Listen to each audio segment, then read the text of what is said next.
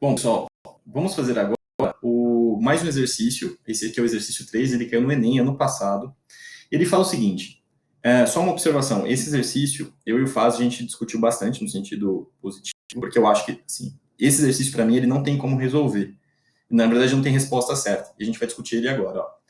Em qualquer obra de construção civil, é fundamental a utilização de equipamentos de proteção individual, que é o EPI, que chama, tal como capacetes. Por exemplo, a queda livre de um tijolo de massa de 2,5 kg de uma altura de 5 metros, cujo impacto contra o capacete pode durar até meio segundo, resulta em uma força impulsiva média maior do que o peso do tijolo. Suponha que a aceleração gravitacional seja de 10 metros por segundo ao quadrado e o efeito da resistência do ar seja desprezível. O exercício quer saber a força impulsiva média gerada por esse impacto equivale ao peso de quantos tijolos? Muito bem. Para considerar esses tijolos iguais, o que eu vou fazer? Primeiro eu vou reproduzir a situação. Eu vou desenhar aqui uma pessoa. Aqui está o capacete da pessoa. Então está aqui a nossa pessoa. E esse tijolo, ele vai cair. A gente sabe que a altura que ele vai cair vale 5 metros. Muito bem. E ele vai atingir aqui a cabeça do tijolo. Primeira coisa que a gente não sabe. Esse tijolo, quando ele bater no capacete, ele vai parar? Ele vai bater e vai subir? Isso muda a resolução do problema. Então, a primeira questão que eu já acho, assim, que o Enem faltou esse comando mencionar. Vamos supor, então, que o tijolo vai bater e vai parar. Mas antes dele bater no tijolo, se ele bater no tijolo é boa, antes de bater no capacete da pessoa, a gente sabe que esse tijolo vai chegar com uma certa velocidade aqui. Muito bem? Essa aqui é a velocidade inicial.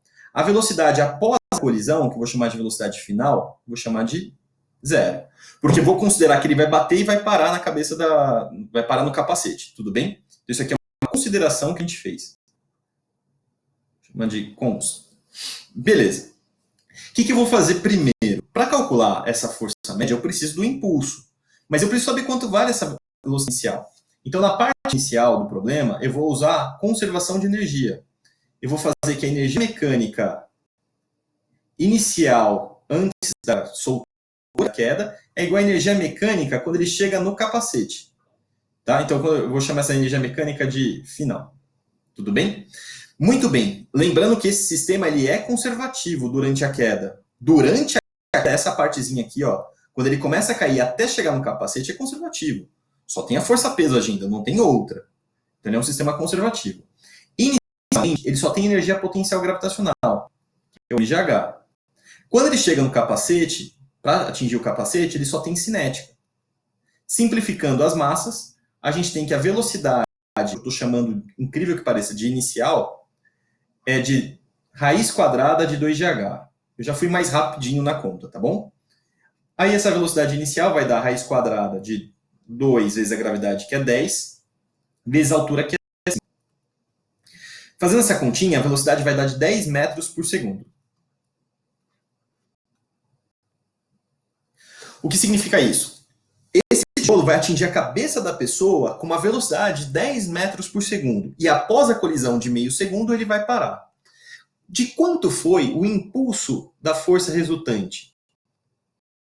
Você vai pegar e vai fazer a variação da quantidade de movimento no momento da colisão. Então, o impulso da força resultante vai ficar quantidade de movimento final menos a quantidade de movimento inicial. A quantidade de movimento final, a gente sabe que é 0, porque a gente está considerando que ele para. Então, vamos pôr 0 aqui. Menos a quantidade de movimento inicial. É muito comum, quando vê esse sinal de menos, a gente se assustar. Mas, pessoal, não se assusta. É porque a velocidade, a gente está adotando ela como positiva, e a força que ele vai receber, esse impulso que ele vai receber, é o oposto. Por isso que está menos aqui. Mas se a gente quiser calcular o módulo, só para a gente ter ideia de valores, não tem problema. O módulo disso vai ficar massa, que é a massa de 2,5, vezes a velocidade, que é 10. Isso aqui vai dar 25 newtons vezes segundo. Beleza, a gente achou o impulso. Como que a gente faz para calcular a força resultante média? Faz força resultante média vezes o tempo, é o impulso da força resultante. A força resultante média vezes o tempo vale meio, isso é igual a 25. A força resultante média vai dar 25 dividido por meio, que vai dar 50 newtons. Muito bem. Aqui que mora o problema.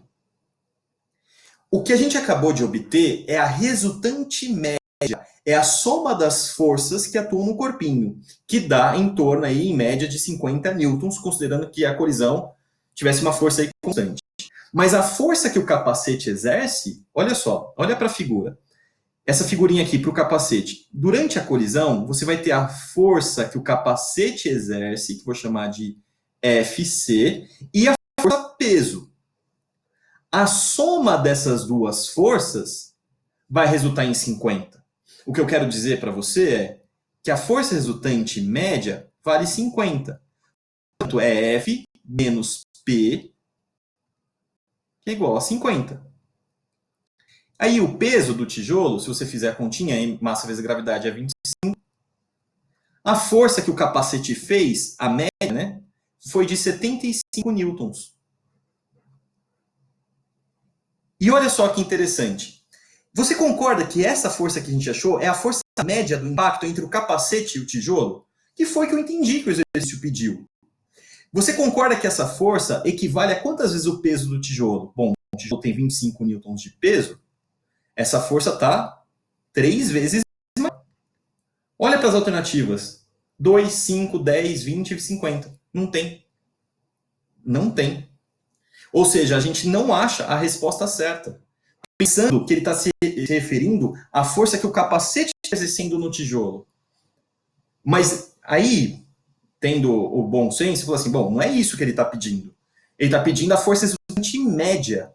A força resultante média que atua no tijolo foi de 50. Isso equivale a 2 vezes o peso.